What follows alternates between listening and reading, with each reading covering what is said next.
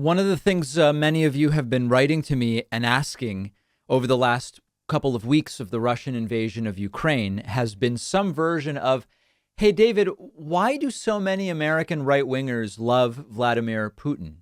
And this is not a topic that has slipped the minds of many on the left who have been wondering and asking about it. There's actually a couple of good articles that you guys can check out. One such article by Arwa Madawi is an opinion piece in The Guardian called "Why Does Putin Have Superfans Among the U.S. Right Wing?" The subheadline being, "The Russian leader is an autocrat with a homophobic and misogynistic worldview. No wonder he's admired by so many Republicans," pointing to essentially the governing and cultural similarities between Putin and what many right-wingers would like to see. Robert Reich wrote in The Guardian an opinion piece called "Putinism is breeding in the heart of the Republican Party. Make no mistake, Putin's authoritarian neo-fascism has rooted itself in America. The Cold War has already come home." There are different reasons why different right-wingers find Putin to be an appealing and interesting figure. We saw the video, which I'm not going to play again, from the weekend at AFPAC. AFPAC was the openly white nationalist counterpart to CPAC.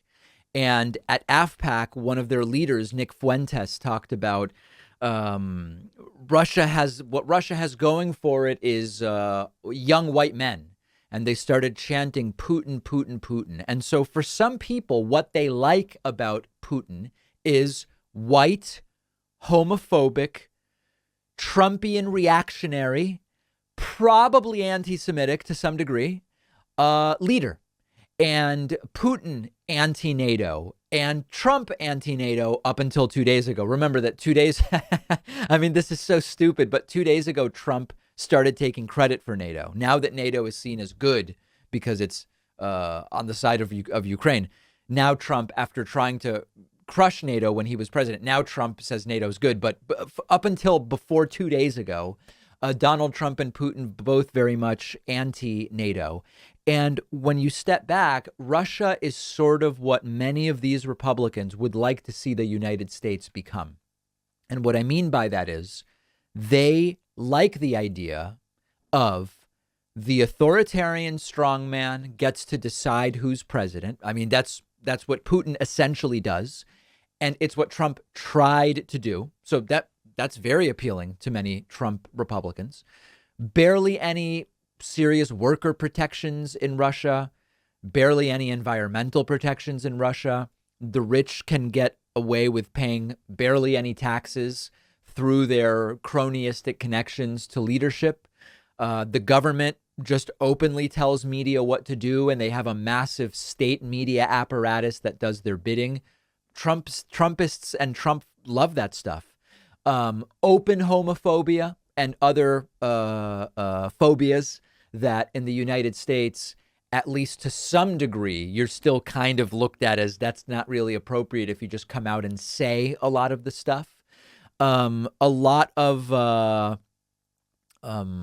sort of state assets that are privatized, controlled by oligarchs, and people get cushy contracts because they're close to government. Yeah, all that type of corruption and cultural reactionary infrastructure that the United States doesn't fully have, that many Republicans would like to see it have, exists in Russia. It exists in Russia. You can even kind of make it even simpler.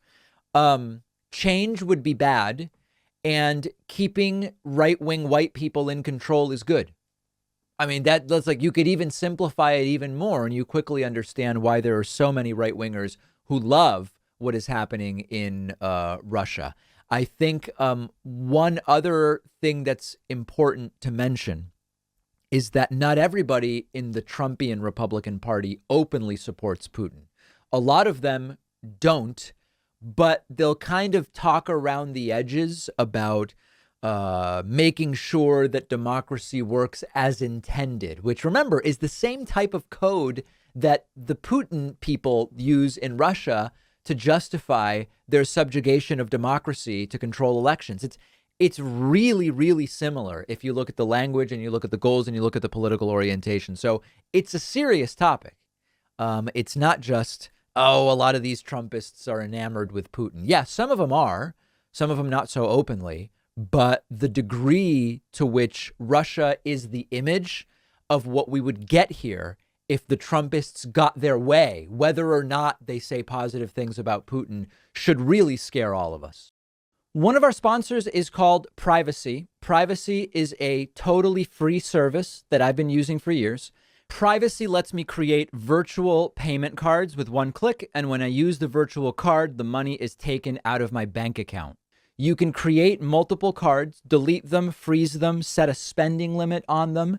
Let's say I'm signing up for a free trial and it requires a credit card. Privacy will autofill a virtual card number, and then after signing up, I can delete that virtual card. So I know I'm not going to be charged again. Something really useful and very practical. Or let's say I'm ordering food over the phone, but I left my wallet somewhere. I don't have my real credit card on me. I can use a virtual card on my Privacy mobile app. But really the best part is you're not out there exposing your real credit card number, so you're not as susceptible to data breaches and identity theft. Privacy is a totally free service, and you'll get $5 to spend when you go to privacy.com/Pacman. The link is right underneath this video.